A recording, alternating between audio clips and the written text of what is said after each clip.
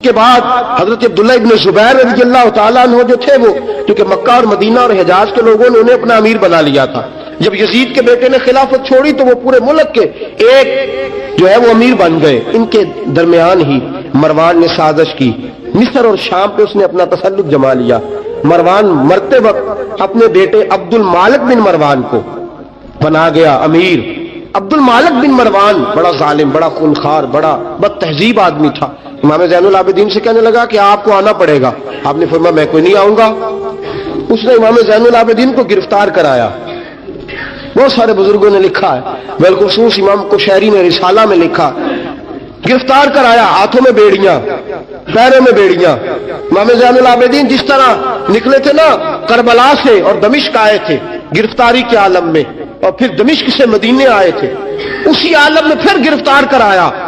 اور خلیفہ عبد المالک بن مروان کے سامنے جب امام زین العابدین پہنچے تو آپ نے کہا کہ تو نے دیکھا ہے نا میرے باپ کے قاتلوں کا کیا انجام ہوا تھا، تو نے دیکھا ہے میرے باپ کے قاتلوں کا، بعد آ جا.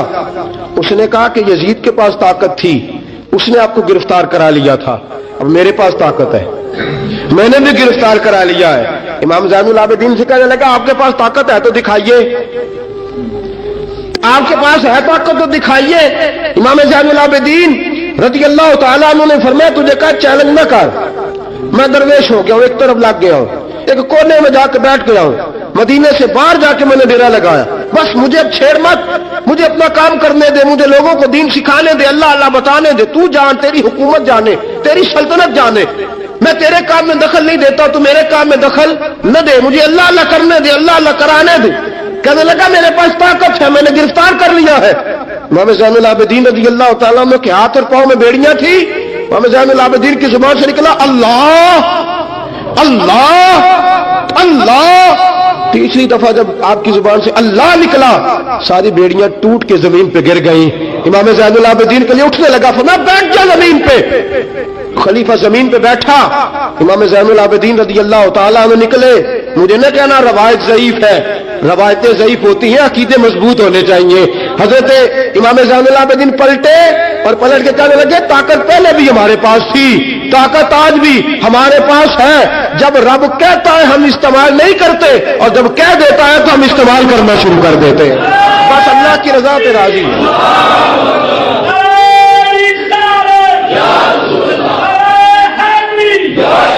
جب اللہ کہتا ہے تو استعمال کرتے ہیں. ایک حدیث پاک ہے، نبی کریم علیہ السلام نے فرمایا اگر اللہ کچھ لوگوں کو دولت دے دے تو وہ سرکش ہو جائے.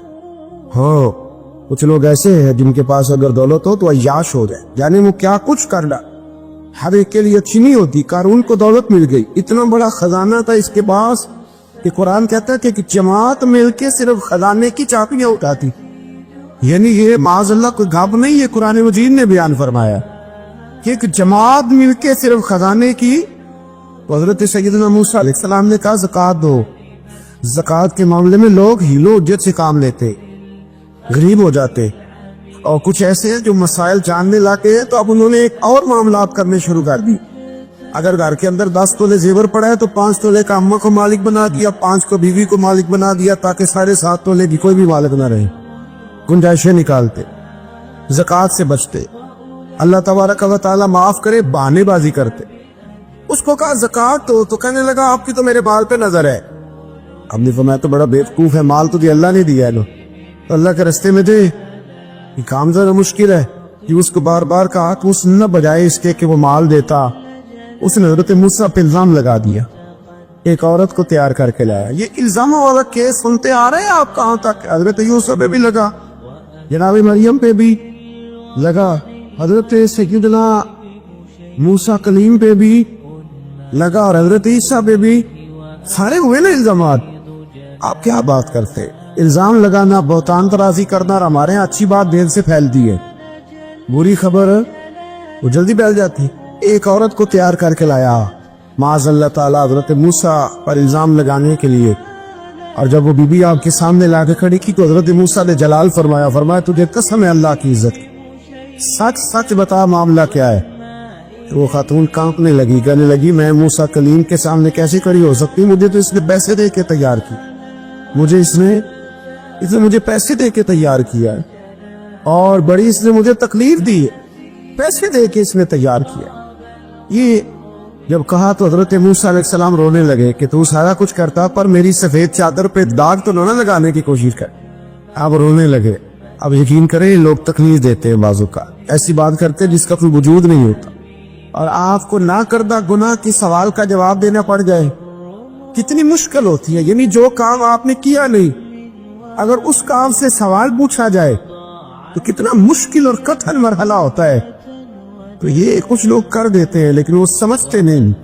कलीम देना अल्लाह के, बड़ा जिगरा है ना, लेकिन रो पड़े, कहने लगे तुझे ऐसा नहीं करना चाहिए, कहने लगे अल्लाह अब इसे सजा दे। और रब करीम ने उसके सारे साजो सामान समेत उसे जमीन में धंसा दिया। वो जमीन में गर्क हो गया, अपने खजाने समेत। अपने दिल में तकब्बुर ना आने दे मेरे भाई। इसी तरह से कुछ लोगों को दौलत का बहुत ही तकब्बुर है, दौलत का बहुत ही तकब्बुर है। मियां साहब ने कहा था दानशमंदा दा कम नाही, दिल दौलत न लाना। इस बोटी ते कई खावन कीते, तो जो कीता सो खाना। ये तो कभी इसके पास होती है कभी उसके पास होती है। मेरे नबी करीम अलैहि वसल्लम ने इरशाद फरमाया, जिसने दौलत का पीछा किया उसने तो अपनी दीन को नुकसान पहुंचाया। हजरत उम्मे रबिया एक खातून गुजरी हैं, बड़ी नेक और परहेजगार थी, अल्लाह से बहुत डरने वाली। उनसे किसी ने कहा जिंदगी में इनकलाब कैसे आया, तो कहने लगी मेरे वालिद ने, मैं एक मुअज़्ज़ज़ और शरीफ खानदान से ताल्लुक रखती थी, तो मेरे बाप ने मेरा निकाह कर दिया। जिस आदमी के साथ मेरा निकाह हुआ बहुत मालदार था, अल्लाह ने उसे बड़ा नवाजा था, लेकिन जितना उसके पास दौलत थी उससे ज्यादा बढ़कर उसके पास दौलत का तकब्बुर था। जब छत पे मैं और मेरा शौहर बैठे थे तो एक गरीब आदमी ने दरवाजे पे आके दस्तक दी। उसने कुछ मांगा तो मेरे शौहर ने कहा खो कि लोग किस कदर परेशान करते, खाने के वक्त भी आ जाते, सोने के डांट तो इसको। फरमाती है जब मैं बाहर निकली ना, उसकी मैंने हालत देखी तो मुझे तरस आया। उसके होंठों पे जमी हुई खुश्की ने बताया कि पता नहीं बेचारे ने कब से रोटी खाई, और उसकी आंखें तरस रही थी, लगता था कि कई दरवाजों से होकर और खाली आया है।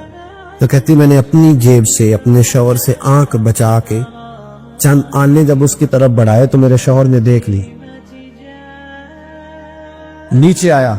मेरी इजाजत के बगैर तुमने फकीर को दिया, मेरी इजाजत के बगैर अब तुम इतनी बाइख्तियार हो गई हो कि बिना मेरी इजाजत के दोगी। कहते बस इसी जुर्म में उसने मुझे तलाक दे दी। मैं शरीफ जादी थी पर इंतहाई तकलीफ के आलम में मैं वापिस आई, और कहते हैं जब मैं वापिस पहुंची बड़ी तकलीफ में पहुंची। मेरे वालिद बड़े परेशान हुए, जब बेटी को तलाक ही हो जाए क्या हालत होती है। फरमाती है कि फिर कुछ अरसे के बाद मेरे वालिद ने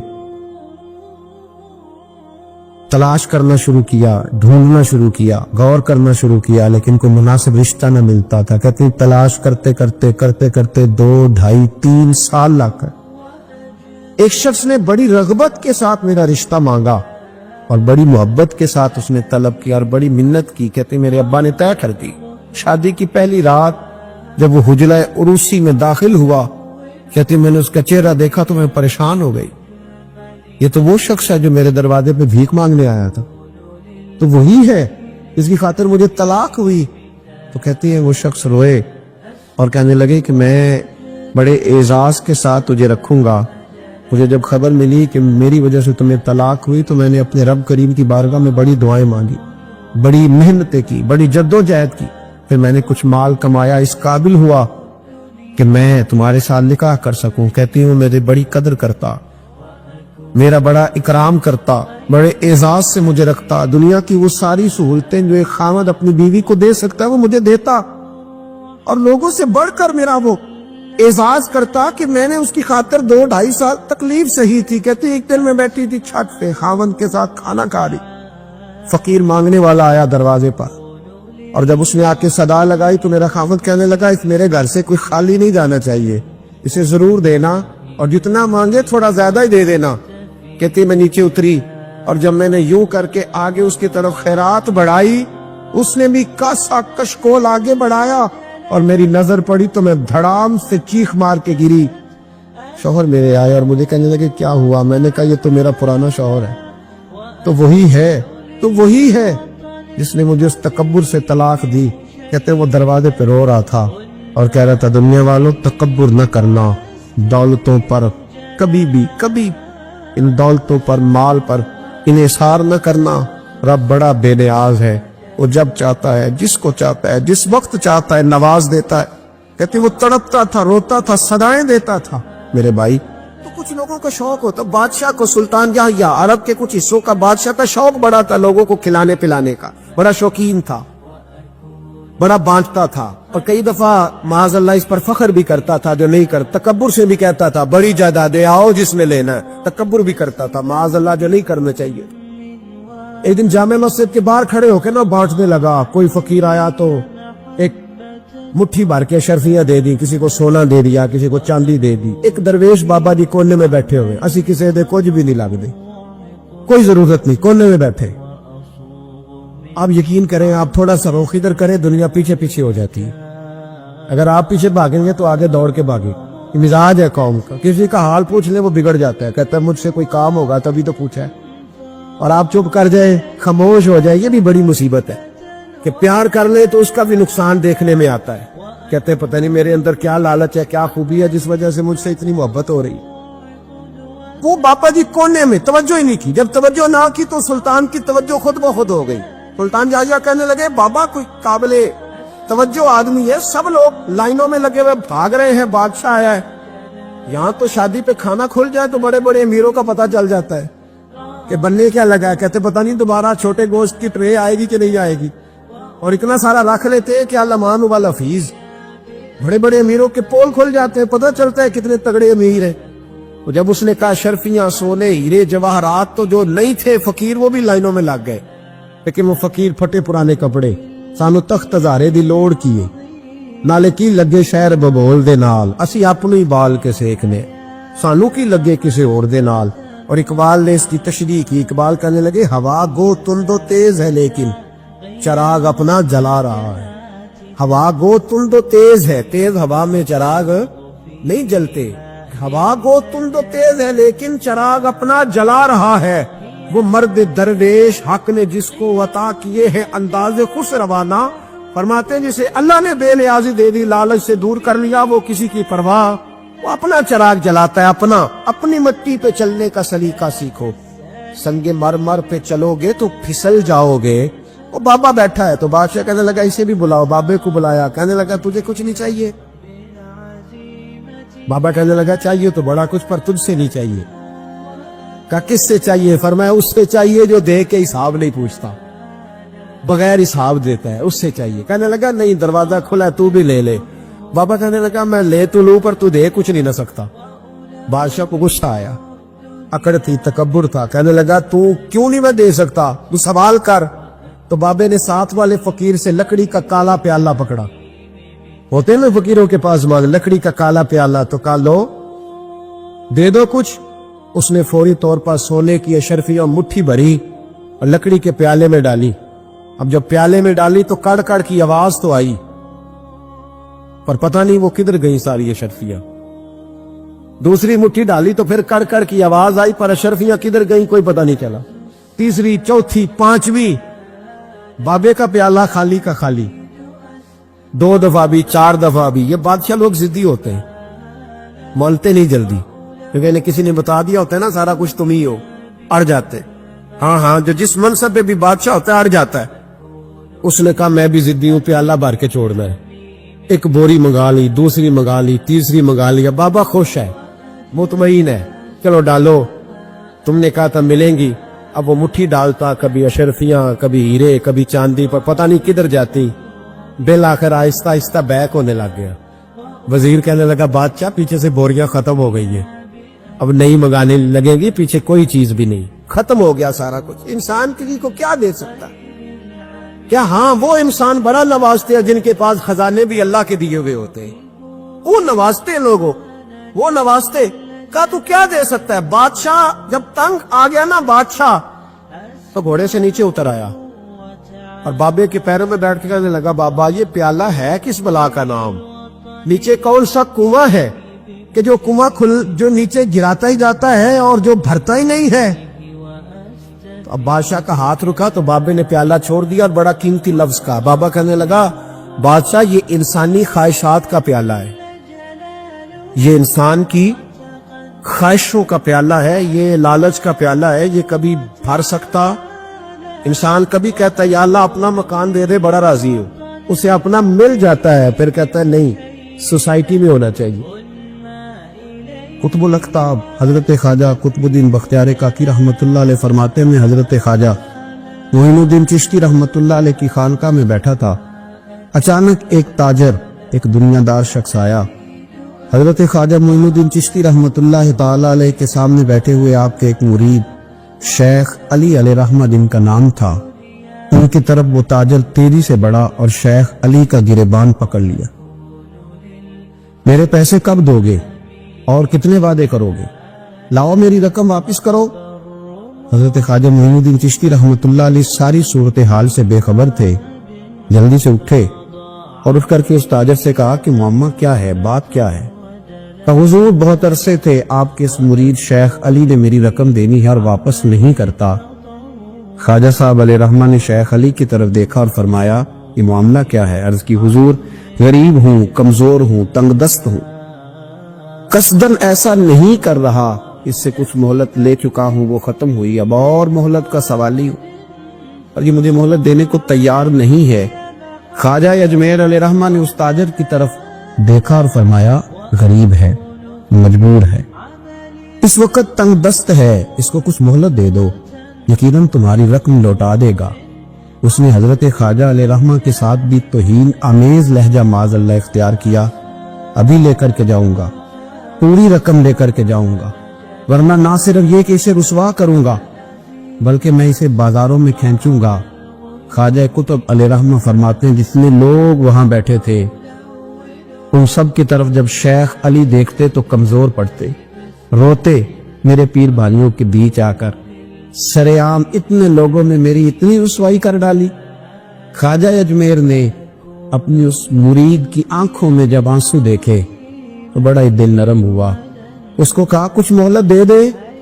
اس نے کہا نہیں مجھے تو ابھی اپنی رقم چاہیے.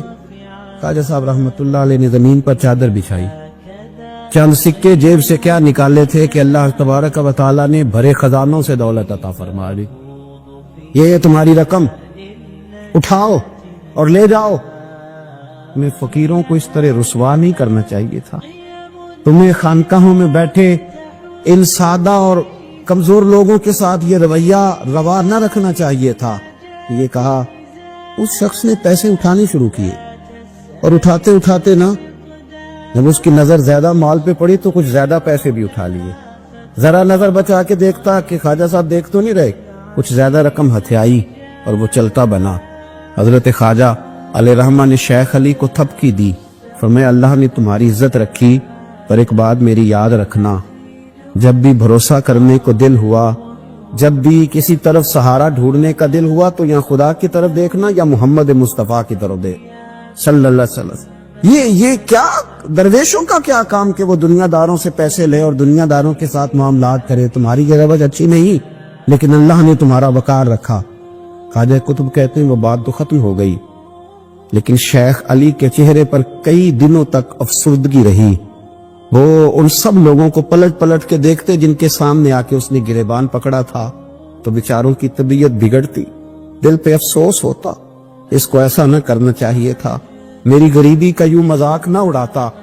کہتے ہیں چند ہفتے گزرے تو اس تاجر کو ہم نے دوبارہ خواجہ صاحب کی خانقاہ میں داخل ہوتے دیکھا, لیکن اب کہ وہ بڑا ہی پریشان آیا, اب کہ وہ بڑا ہی افسردہ آیا, اب کہ وہ آیا تو ہانپتا کامتا تڑپتا آیا. چادر بڑی ساری اوڑھ رکھی ہے, آتے ہی حضرت خواجہ کی خدمت میں بیٹھا, تڑپ کے رونے لگا. کہنے لگا اجمیر کے بادشاہ بھول گیا تھا, معافی ہو سکتی ہے, غلطی ہو گئی تھی, درگزر کا سوالی بن کے آیا ہوں. عطائے رسول ہند الولی غریب نواز رحمت اللہ تعالی علیہ فرمانے لگے پہیلی نہ بجھا, جو بات ہے اس کو کھول کر کے بیان کر. فقیر تیری ہر بات سننے کو اور درگزر کرنے کو تیار ہے. اس نے اپنا ہاتھ چادر کی اوٹ سے نکالا تو کہنے لگا حضور خشک ہو گیا, اٹھتا ہی نہیں. حضور تکلیف میں ہوں, آزمائش میں ہوں. ہوا دراصل یہ تھا کہ میں نے نا وہ میں نے سکے اٹھاتے اٹھاتے نا آپ سے نظر بچا کے کچھ زیادہ اٹھا لیے تھے، تو آپ کی ناجائز دولت، میں نے آپ کی دولت کو ناجائز حاصل کر لیا تھا، تو حضور اس سبب سے میرا ہاتھ چھل ہو گیا، مجھے اتنے لینے چاہیے تھے جتنے میرے بنتے تھے، میں نے ناجائز پیسے لے لیے۔ خواجہ اجمیر فرمانے لگے دنیا دار ہے تو ابھی تک دنیا داری میں ہی اڑا ہوا ہے، تو دنیا دار ہے تو ابھی تک تیرا خیال سکوں میں، پیسوں میں، دھیلوں اور اشرفیوں میں اڑا ہوا ہے۔ فرمانے لگے مجھے پتا تھا تو زیادہ اٹھا رہا ہے، لیکن فقیر کے پاس جو خزانے ہیں وہ اس کے ذاتی نہیں، وہ رب کریم کے دیے ہوئے ہیں۔ اللہ کے خزانوں میں سے کوئی لے گیا تو لے گیا، لیکن تو یہ کیا سمجھتا ہے کہ زیادہ سکے اٹھانے کی وجہ سے تیرا ہاتھ چھل ہوا ہے؟ یہ اس لیے تیرا ہاتھ خشک ہو گیا ہے کہ تو نے ایک فقیر اور درویش کو بھرے مجمع کے اندر رسوا کر ڈالا تھا۔ تیرا زیادہ پیسے لینے کی وجہ سے ہاتھ کمزور نہیں پڑا، بلکہ وہ جو تو نے اس غریب کے گلے میں ہاتھ ڈالا تھا اور اسے رسوا کر ڈالا تھا، تو کیا سمجھتا ہے وہ لاوارث ہے؟ اگر وہ کمزور ہے، تنگ دست ہے، تو بندہ تو رب کریم کا ہی ہے نا۔ جو تاجر، سیٹھ، نواب اور ذمہ دار کا رب ہے، غریبوں کا بھی وہی رب ہے، ان مسکینوں کا بھی وہی رب ہے، ان کمزوروں کا بھی وہی رب ہے۔ کہنے لگا حضور معافی کا سوالی ہوں۔ فرمایا اٹھ کے جا اور بھرے مجمع میں جا کے ایک دفعہ اس درویش سے معافی مانگ، مجھے امید ہے عرش کا رب تیرے سارے گناہ معاف فرما دے گا۔ ایک دفعہ معافی مانگ لے، جا سوال کر لے۔ وہ شیخ علی کے سامنے آ کے کھڑا ہوا، وہ کہنے لگا اگر آپ معاف کر دیں تو میری تکلیف دور ہو جائے گی۔ شیخ علی کی آنکھوں میں چھم چھم آنسو برسے، کہنے لگا آپ نے معاف کیا کہ نہیں کیا؟ کہنے لگے یار تو تاجر ہے، تو ذمہ دار ہے، تیرے دل میں پتہ نہیں کیا تصور ہے، پر میں نے تو معاف کرنا ہی ہے، اس لیے کہ نہ میں تاجر ہوں، نہ میں ذمہ دار ہوں، نہ میں دنیا دار ہوں، میں تو غریب نواز کا ماننے والا ہوں۔ میری مجبوری ہے کہ جس شخص کا میں نوکر ہوں نا، اس نے سکھایا ہی معاف کرنا ہے، اس کے در دولت پہ میں رہتا ہوں، انہوں نے درگزر کرنا سکھایا ہے۔ ادھر جب معافی ہوئی تو خواجہ اجمیر نے تھپکی بھی دی، دعا بھی فرمائی، رب کریم نے شفا عطا فرما دی۔ تو خواجہ اجمیر فرمانے لگے میاں جا تیری تندرستی ہوگی، چلا جا۔ کہنے لگا حضور اب کس نے جانا ہے، اب تو میں تیری دہلیز پہ جھاڑو دیا کر